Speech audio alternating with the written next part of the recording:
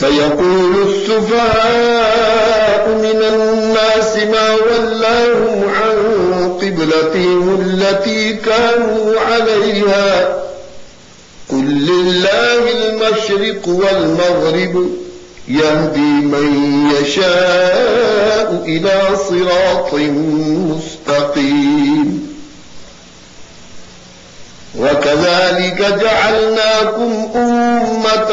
وسطا لتكونوا شهداء على الناس ويكون الرسول عليكم شهيدا وما جعلنا القبلة التي كنت عليها إلا لنعلم من يتبع الرسول ممن ينقلب على عقبيه وإن كانت لكبيرة إلا على الذين هدى الله وما كان الله ليضيع إيمانكم إن الله بالناس لرؤوف رحيم قد نرى تقلب وجهك في السماء فلنولينك قبلة ترضاها فول وجهك شطر المسجد الحرام وحيث ما كنتم فولوا وجوهكم شطره وإن الذين أوتوا الكتاب ليعلمون أنه الحق من ربهم وما الله بغافل عما يعملون ولئن أتيت الذين أوتوا الكتاب بكل آية ما تبعوا قبلتك وما أنت بتابع قبلتهم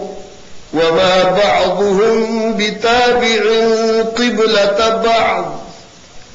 ولئن اتبعت أهواءهم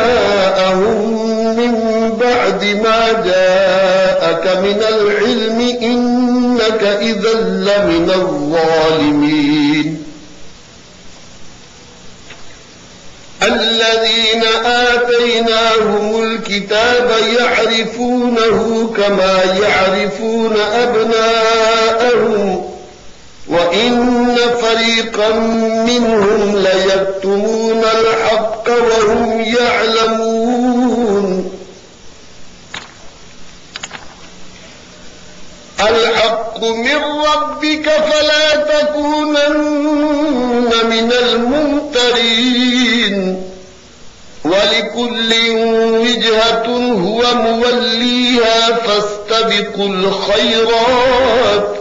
أينما تكونوا يأت بكم الله جميعا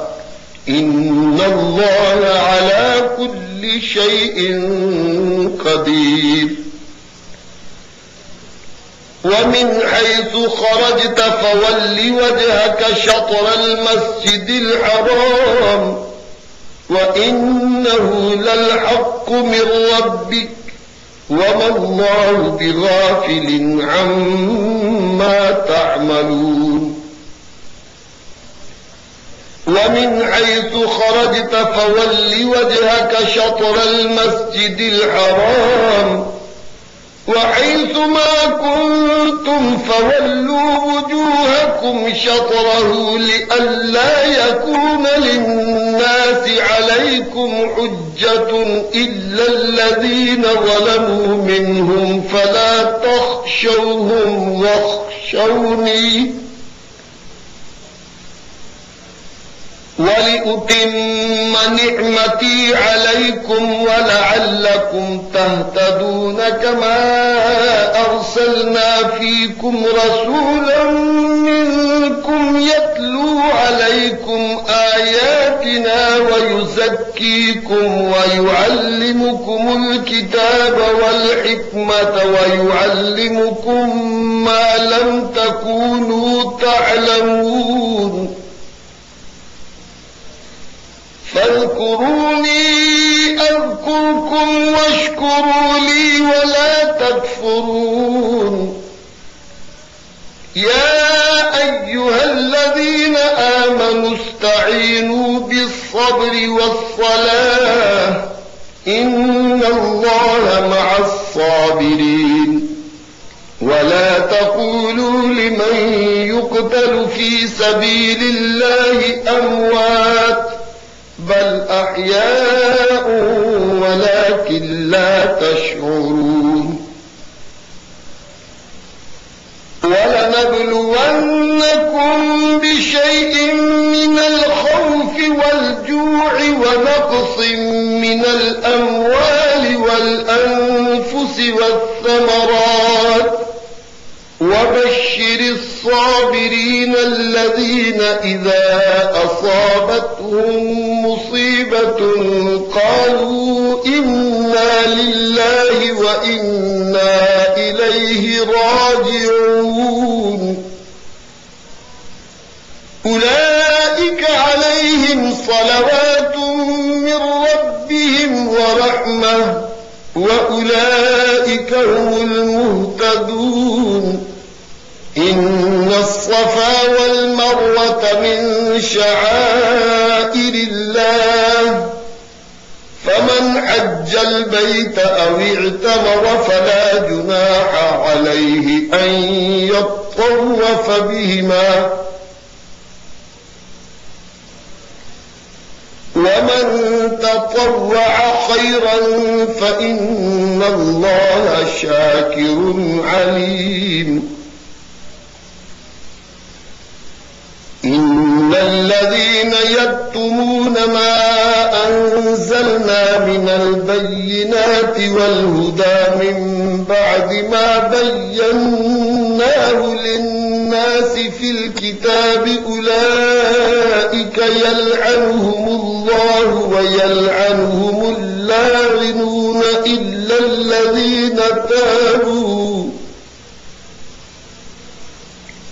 الذين تابوا وأصلحوا وبينوا فأولئك أتوب عليهم وأنا التواب الرحيم إن الذين كفروا وماتوا وهم كفار أولئك عليهم لعنة الله والملائكة والناس أجمعين خالدين فيها لا يخفف عنهم العذاب ولا هم ينظرون وإلهكم إله واحد لا إله إلا هو الرحمن الرحيم إن في خلق السماوات والأرض واختلاف الليل والنهار والفلك التي تجري في البحر بما ينفع الناس وما أنزل الله من السماء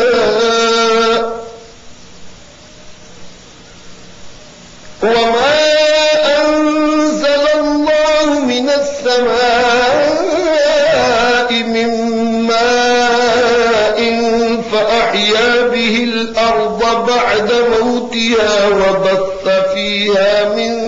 كل دابة وتصريف الرياح والسحاب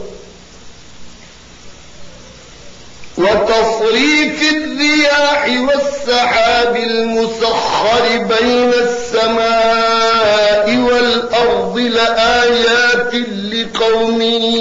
يعقلون ومن الناس من يتخذ من دون الله أندادا يحبونهم كحب الله والذين آمنوا أشد حبا لله ولو يرى الذين ظلموا إذ يرون العذاب أن القوة لله جميعا وأن الله شديد العذاب إذ تبرأ الذين اتبعوا من الذين اتبعوا ورأوا العذاب وتقطعت بهم الأسباب وقال الذين اتبعوا لو أن لنا كرة فنتبرأ منهم كما تبرأوا منا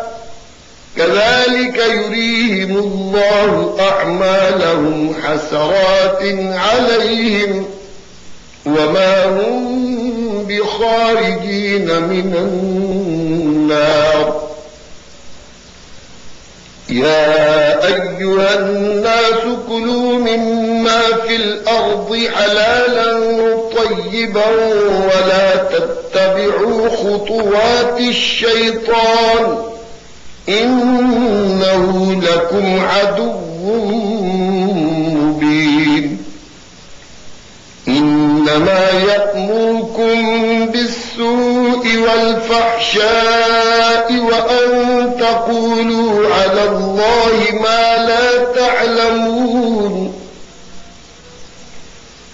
وإذا قيل لهم اتبعوا ما أنزل الله قالوا بل نتبع ما ألفينا عليه آباءنا أولو كان آباؤهم لا يعقلون شيئا ولا يهتدون ومثل الذين كفروا كمثل الذي ينعق بما لا يسمع إلا دعاء ونداء صم بكم عمي فهم لا يعقلون يا أيها الذين آمنوا كلوا من طيبات ما رزقناكم واشكروا لله إن كنتم إياه تعبدون إنما حرم عليكم الميتة والدم ولحم الخنزير وما أهل به لغير الله فمن اضطر غير باغ ولا عاد فلا إثم عليه إن الله غفور رحيم إن الذين يكتمون ما أنزل الله من الكتاب ويشترون به ثمنا قليلا أولئك ما يأكلون في بطونهم إلا النار ولا يكلمهم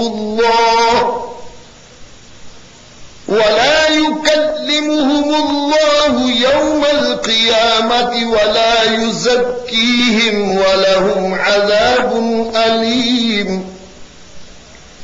أولئك الذين اشتروا الضلالة بالهدى والعذاب بالمغفرة فما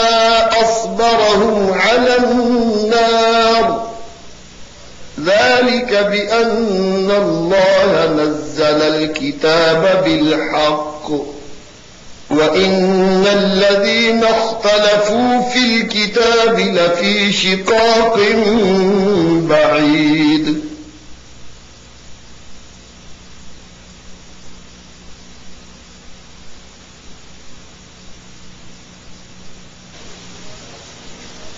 ليس البر أن تولوا وجوهكم قبل المشرق والمغرب ولكن البر من آمن بالله واليوم الآخر والملائكة والكتاب والنبيين وآتى المال على حبه ذوي القربى واليتامى والمساكين وابن السبيل والسائلين وفي الرقاب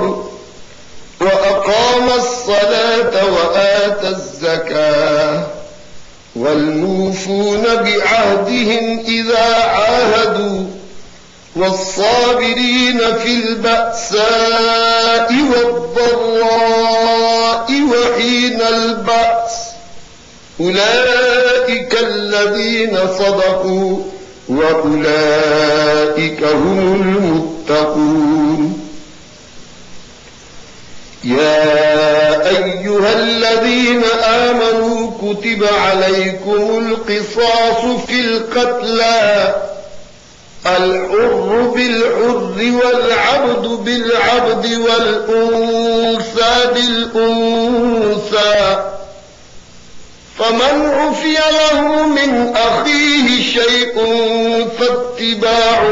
بالمعروف وأداء إليه بإحسان ذلك تخفيف من ربكم ورحمة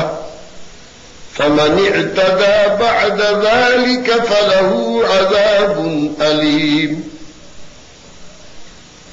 ولكم في القصاص حياة يا أولي الألباب لعلكم تتقون. كتب عليكم إذا حضر أحدكم الموت إن ترك خيرا الوصية للوالدين والأقربين بالمعروف حقا على المتقين. فمن بدله بعدما سمعه فإنما إثمه على الذين يبدلونه إن الله سميع عليم. فمن خاف من موص جنفا أو إثما فأصلح بينهم فلا إثم عليه إن الله غفور رحيم. يا أيها الذين آمنوا كتب عليكم الصيام كما كتب على الذين من قبلكم لعلكم تتقون أياما معدودات. فمن كان منكم مريضا أو على سفر فعدة من أيام أخر وعلى الذين يطيقونه فدية طعام مسكين فمن تطوع خيرا فهو خير له وأن تصوموا خير لكم إن كنتم تعلمون. شهر رمضان الذي أنزل فيه القرآن هدى للناس وبينات من الهدى والفرقان فمن شهد منكم الشهر فليصم ومن كان مريضا أو على سفر فعدة من أيام أخر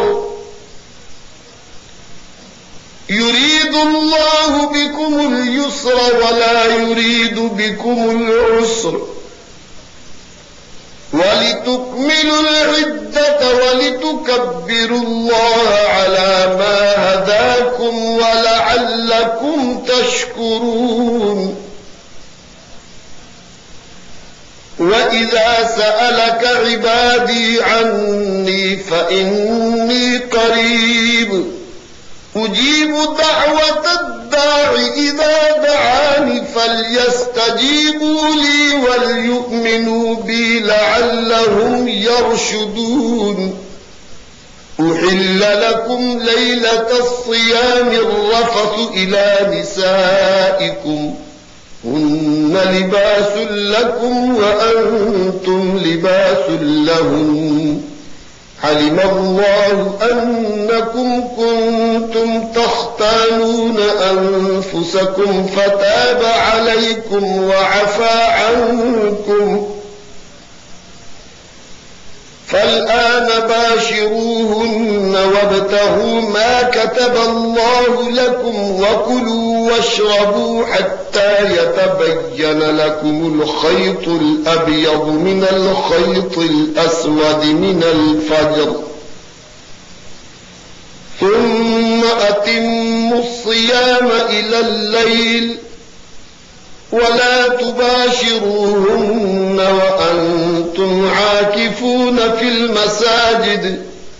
تلك حدود الله فلا تقربوها كذلك يبين الله آياته للناس لعلهم يتقون ولا تأكلوا أموالكم بينكم بالباطل وتدلوا بها إلى الحكام لتأكلوا فريقا من أموال الناس بالإثم وأنتم تعلمون يسألونك عن الأهلة قل هي مواقيت للناس والحج وليس البر بأن تأتوا البيوت من ظهورها ولكن البر من اتقى وأتوا البيوت من أبوابها واتقوا الله لعلكم تفلحون وقاتلوا في سبيل الله الذين يقاتلونكم ولا تعتدوا إن الله لا يحب المعتدين واقتلوهم حيث ثقفتموهم وأخرجوهم من حيث أخرجوكم والفتنة أشد من القتل ولا تقاتلوهم عند المسجد الحرام حتى يقاتلوكم فيه فإن قاتلوكم فاقتلوهم كذلك جزاء الكافرين فإن انتهوا فإن الله غفور رحيم وقاتلوهم حتى لا تكون فتنة ويكون الدين لله فإن انتهوا فلا عدوان إلا على الظالمين الشهر الحرام بالشهر الحرام والحرمات قصاص فمن اعتدى عليكم فاعتدوا عليه بمثل ما اعتدى عليكم واتقوا الله واعلموا أن الله مع المتقين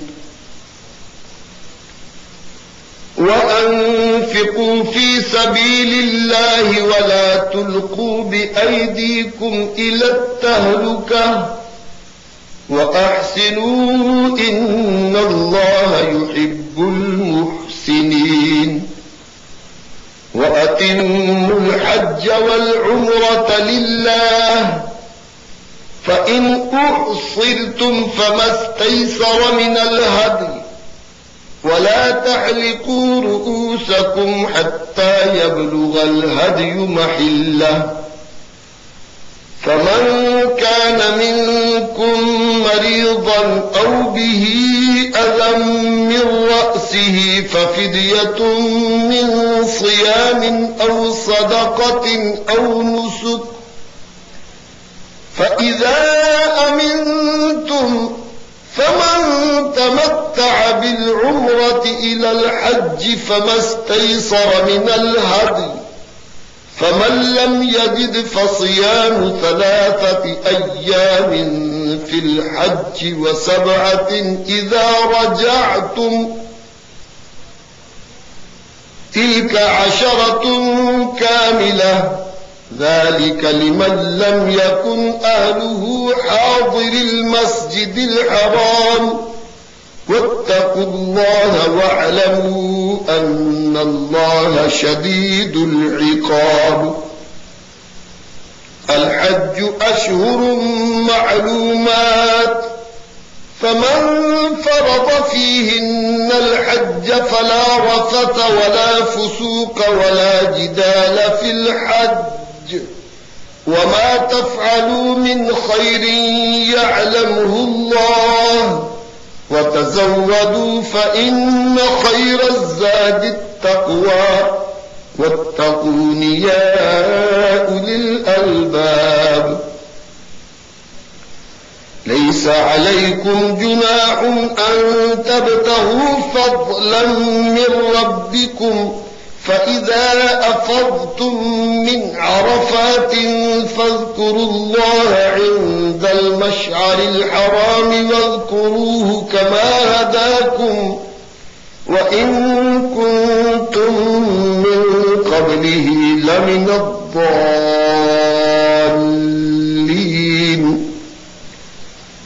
ثم أفيضوا من حيث أفاض الناس واستغفروا الله إن الله غفور رحيم.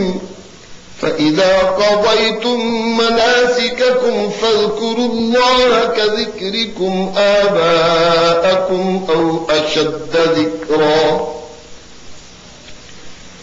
فمن الناس من يقول ربنا آتنا في الدنيا وما له في الآخرة من خلاق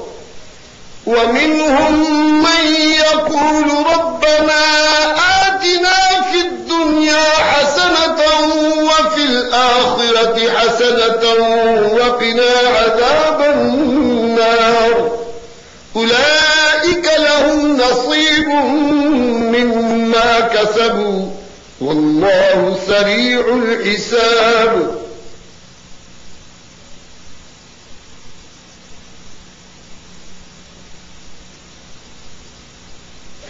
واذكروا الله في أيام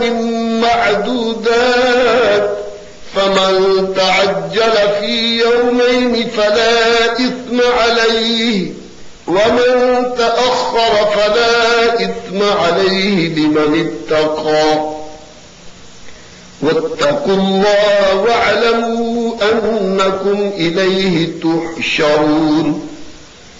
ومن الناس من يعجبك قوله في الحياة الدنيا ويشهد الله على ما في قلبه وهو ألد الخصام وإذا تولى سعى في الأرض ليفسد فيها ويهلك الحرث والنسل والله لا يحب الفساد.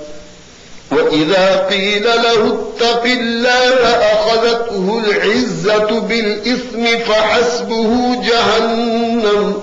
ولبئس المهاد.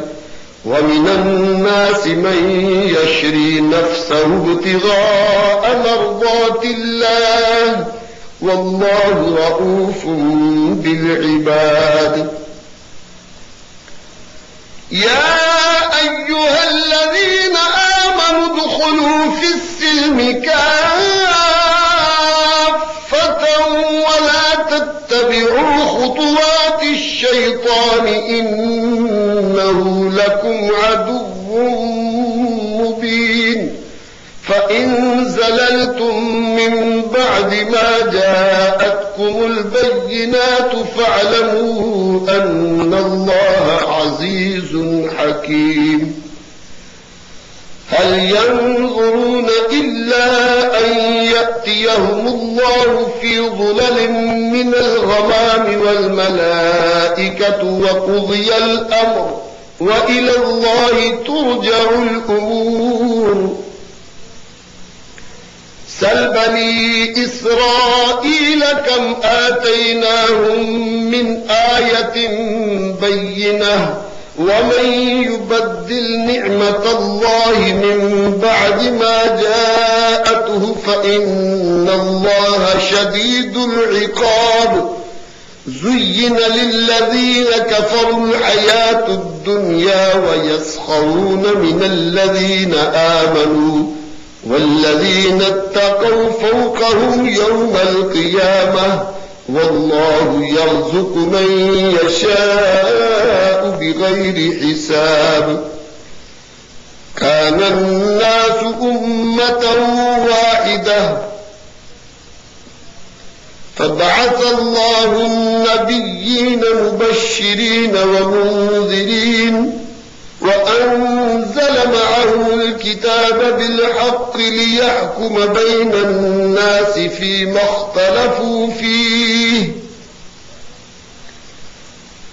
وما اختلف فيه إلا الذين أوتوه من بعد ما جاءتهم البينات بغيا بينهم فهدى الله الذين آمنوا لما اختلفوا فيه من الحق بإذنه والله يهدي من يشاء إلى صراط مستقيم أم حسبتم أن تدخلوا الجنة ولما يأتكم مثل الذين خلوا من قبلكم مستهم البأساء والضراء وزلزلوا حتى يقول الرسول والذين آمنوا معه متى نصر الله ألا إن نصر الله قريب يسألونك ماذا ينفقون قل ما أنفقتم من خير فللوالدين والأقربين واليتامى والمساكين وابن السبيل وما تفعلوا من خير فإن الله به عليم كتب عليكم القتال وهو كره لكم وعسى أن تكرهوا شيئا وهو خير لكم وعسى أن تحبوا شيئا وهو شر لكم والله يعلم وأنتم لا تعلمون يسألونك عن الشهر الحرام قتال فيه قل قتال فيه كبير وصد عن سبيل الله وكفر به والمسجد الحرام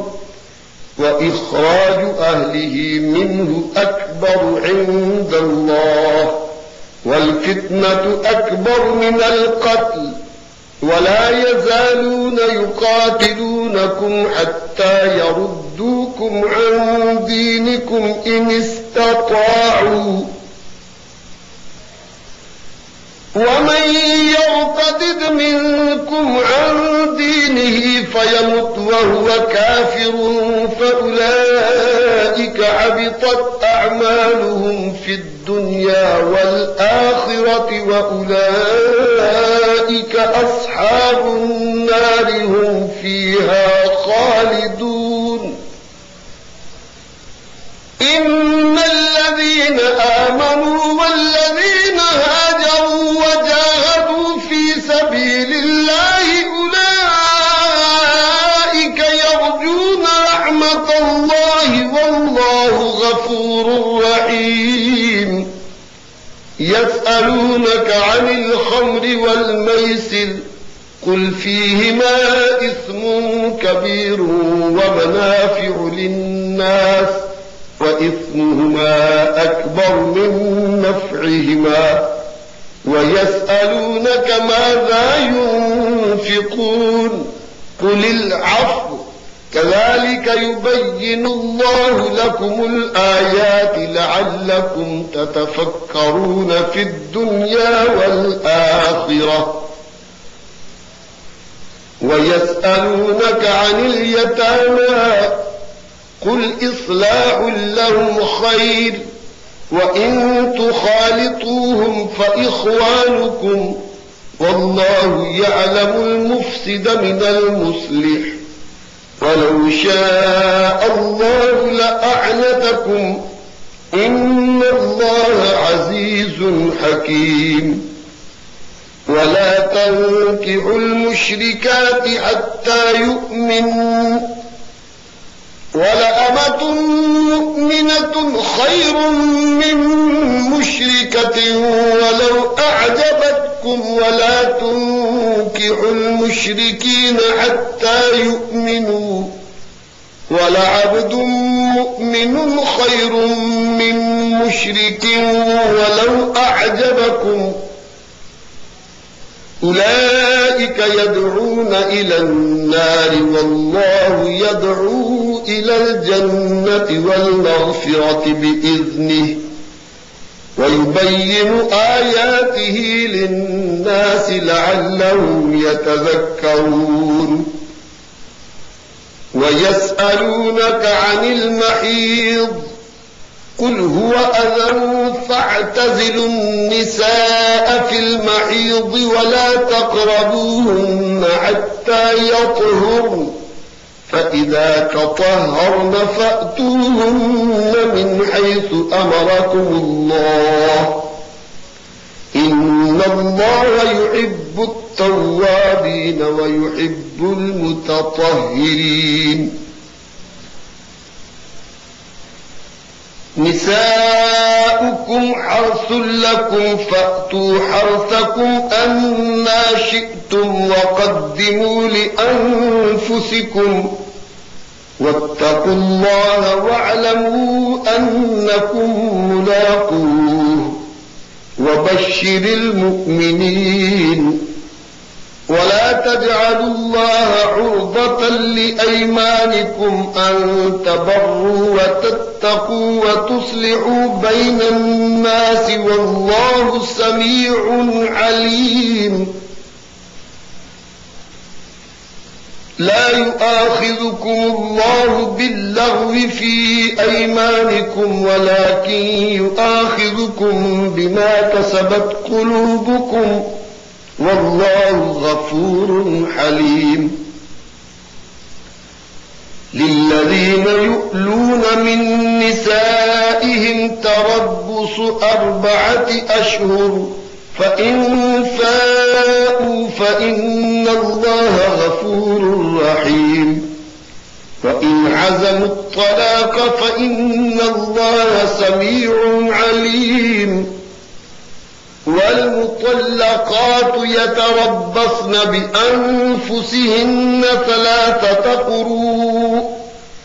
ولا يحل لهن أن يكتمن ما خلق الله في أرحامهن إن كن يؤمن بالله واليوم الآخر وبعولتهن أحق بردهن في ذلك إن أرادوا إصلاحا ولهن مثل الذي عليهن بالمعروف وللرجال عليهن درجة والله عزيز حكيم الطلاق 2 فإمساكم بمعروف أو تسريح بإحسان ولا يحل لكم أن تأخذوا مما آتيتموهن شيئا إلا أن يخافا ألا يقيما حدود الله فإن خفتم ألا يقيما حدود الله فلا جناح عليهما فيما افتدت به تلك حدود الله فلا تعتدوها ومن يتعد حدود الله فأولئك هم الظالمون فإن طلقها فلا تحل له من بعد حتى تنكح زوجا غيره فإن طلقها فلا جناح عليهما أن يتراجعا إن ظنا أن يقيما حدود الله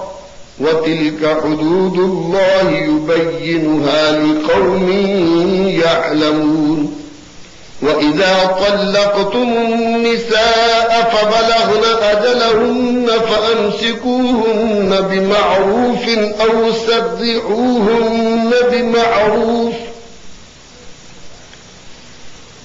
ولا تمسكوهن ضرارا لتعتدوا ومن يفعل ذلك فقد ظلم نفسه ولا تتخذوا آيات الله هزوا واذكروا نعمة الله عليكم وما أنزل عليكم من الكتاب والحكمة يعظكم به واتقوا الله واعلموا أن الله بكل شيء عليم.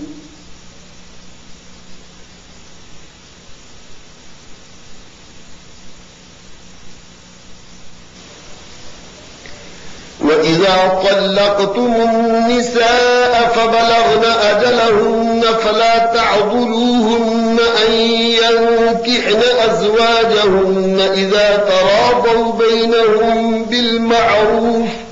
ذلك يوعظ به من كان منكم يؤمن بالله واليوم الآخر ذلكم أزكى لكم وأطهر والله يعلم وأنتم لا تعلمون.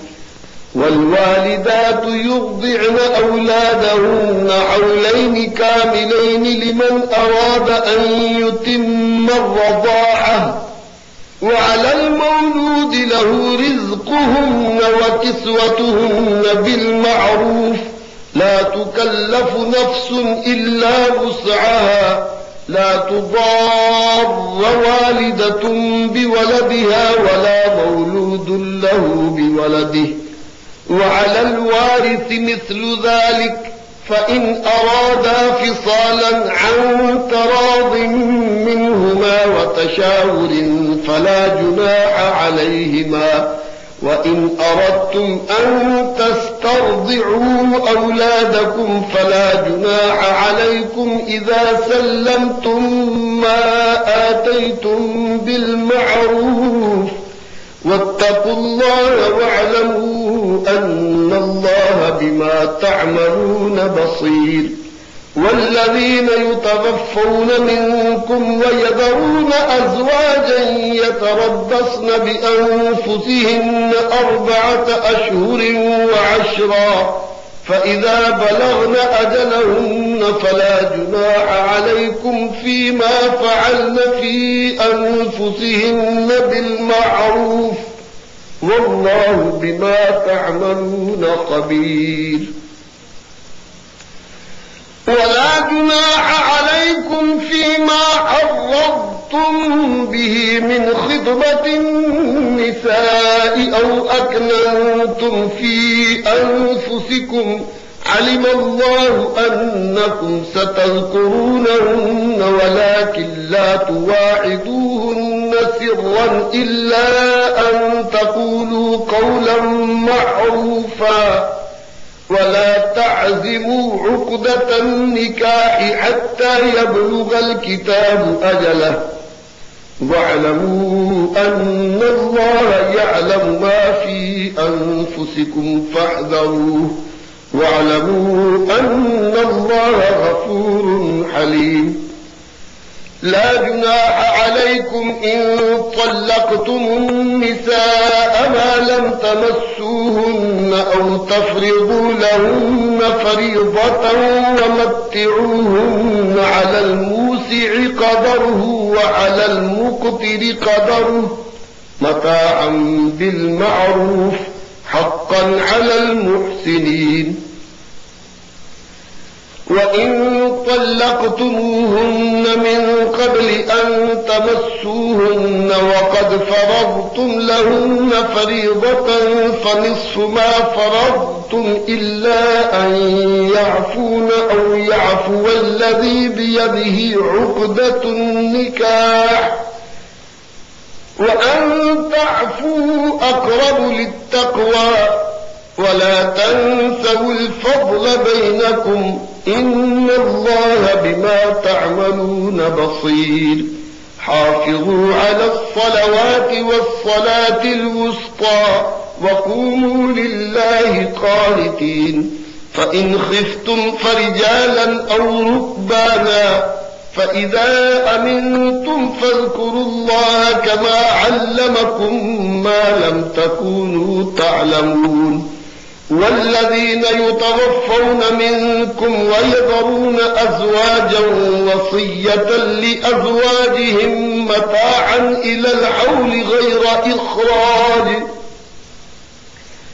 فإن خرجن فلا جناح عليكم فيما فعلن في أنفسهن من معروف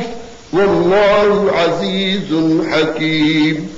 وللمطلقات متاع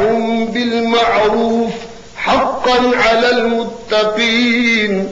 كذلك يبين الله لكم آياته لعلكم تعقلون ألم تر إلى الذين خرجوا من ديارهم وهم ألوف حذر الموت فقال لهم الله موتوا ثم أحياهم إن الله لذو فضل على الناس ولكن أكثر الناس لا يشكرون وقاتلوا في سبيل الله واعلموا أن الله سميع عليم من ذا الذي يقرض الله قرضا حسنا فيضاعفه له أضعافا كثيرة والله يقبض ويبسط وإليه ترجعون ألم تر إلى الملأ من بني إسرائيل من بعد موسى إذ قالوا لنبي لهم ابعث لنا ملكا نقاتل في سبيل الله قال هل عسيتم إن كتب عليكم القتال ألا تقاتلوا قالوا وما لنا ألا نقاتل في سبيل الله وقد أخرجنا من ديارنا وأبنائنا فلما كتب عليهم القتال تولوا إلا قليلا منهم والله عليم بالظالمين وقال لهم نبيهم إن الله قد بعث لكم طالوت ملكا قالوا أنى يكون له الملك علينا ونحن أحق بالملك منه ولم يؤت سعة من المال قال إن الله اصطفاه عليكم وزاده بسطة في العلم والجسم والله يؤتي ملكه من يشاء والله واسع عليم وقال لهم نبيهم إن آية ملكه أن يأتيكم التابوت فيه سكينة من ربكم وبقية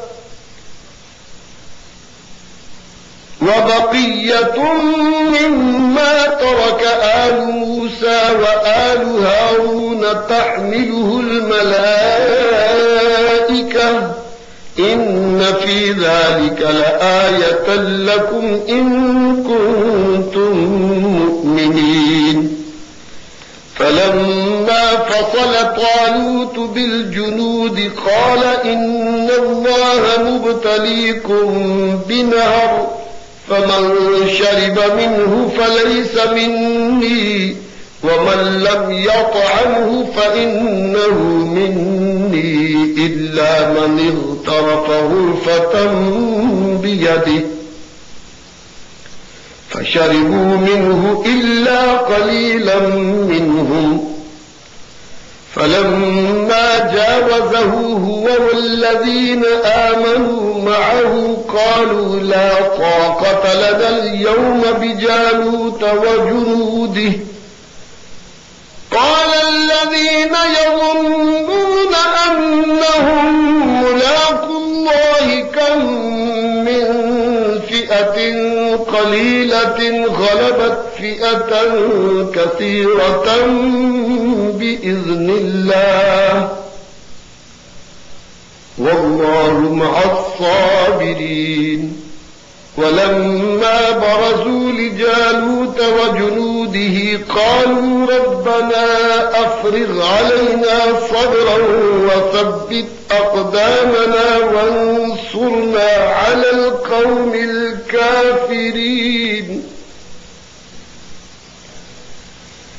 فهزموهم بإذن الله وقتل داود جالوت وآتاه الله الملك والحكمة وعلمه مما يشاء